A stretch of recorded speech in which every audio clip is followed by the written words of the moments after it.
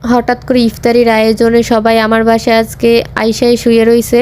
আর এখানে এসে দেখি দুজন রান্না বান্না শুরু করে দিছে আর দুজনকে বাজারে পাঠিয়ে দিছি। এদিকে একজনের রান্না শেষ হয়েছে আর একজনে আইসা পুডিং বানানো শুরু করছে।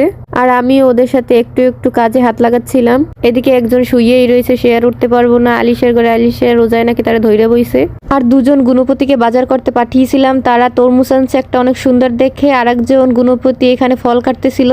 আর এই তো আরেকজন শরবতগুলোর জন্য চলে আসছে, সে শরবত গুলতেছিল আর কার সাথে যেন ঝগড়া করতেছিল, ঠিক আমার মনে নেই। পরে সবকিছু প্যাকেজিং করে তারপরে একটু রেস্ট নিচ্ছিলাম সবাই মিলে এখানে। ওদিকে সব দল আমাদেরকে রেখে চলে গেছে, এই জন্য আমরা দুজন রেডি হয়ে তাড়াতাড়ি করে রিস্কা চড়ে চলে আসছি। পরে এখানে এসে ভালো একটা জায়গা খুঁজে বসলাম, বসে তারপরে তাড়াতাড়ি করে খাবার সার্ভ করতেছিলাম, কারণ সন্ধ্যা হয়ে গেছে একদিকে। আর এই তো সবকিছু রেডি। আর এদিকে সবাই ভিডিও করা দেখে আমার সবাই হাই দিচ্ছিল। আর এখানে অল্প কয়েক মিনিট বাকি আছে ইফতারের, আর সবাই এখানে ফটোশুট করতেছে। আর এখানে তাদের নতুন নতুন বিয়ে হয়েছে, তাই কতক্ষণ পর পরে তার হাজবেন্ড কল দিতেছে। মাইয়েরা শান্তিতে ইফতারও খুলতে পারতেছিল না।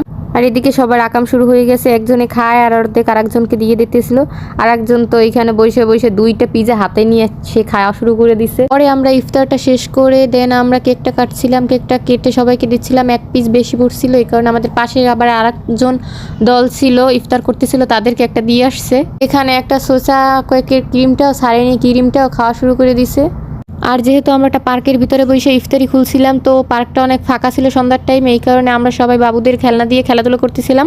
তো এই পর্যন্ত সবাই ভালো থাকবেন, সুস্থ থাকবেন, আল্লাহ হাফেজ।